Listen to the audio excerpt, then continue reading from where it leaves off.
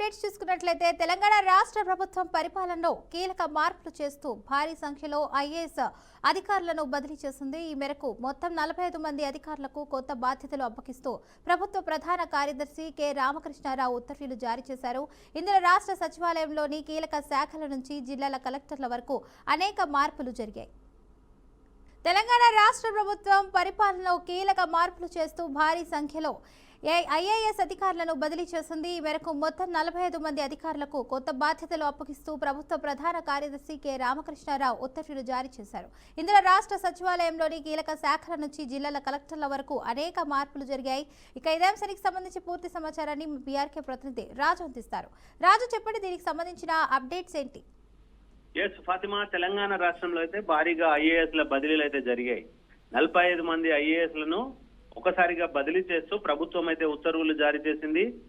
ఇందులో ప్రధానంగా పంచాయతీరాజ్ శాఖ స్పెషల్ సిఎస్ గా సంజయ్ కుమార్ ను, అలాగే ఎస్పీడీసీఎల్ సిఎండిగా జితేష్ పి పాటిల్, కొత్త డిస్కామ్ సిఎండిగా ముషర్రఫ్ ఫారూకి, ఇరిగేషన్ శాఖ ప్రిన్సిపల్ సెక్రటరీగా శ్రీధర్, ఐటీ అండ్ శాఖ ప్రిన్సిపల్ గా సెక్రటరీగా ఎన్ శ్రీధర్, ఫైనాన్స్ శాఖ సెక్రటరీగా గౌరవ్ పాల్, అలాగే డిజాస్టర్ మేనేజ్మెంట్ చీఫ్ గా సెక్రటరీగా దానా కిషోర్, జనరల్ అడ్మినిస్ట్రేషన్ శాఖ ప్రిన్సిపల్ సెక్రటరీగా రాహుల్ బొజ్జా, అలాగే జిల్లాలకు సంబంధించి మహబూబ్ నగర్, కరీంనగర్, హన్మకొండ, భద్రాద్రి కొత్తగూడెం, యాదాద్రి, జనగామ జిల్లాలకు సంబంధించి కలెక్టర్ ఇక్కడ కొందరిని కూడా మార్చడం జరిగింది.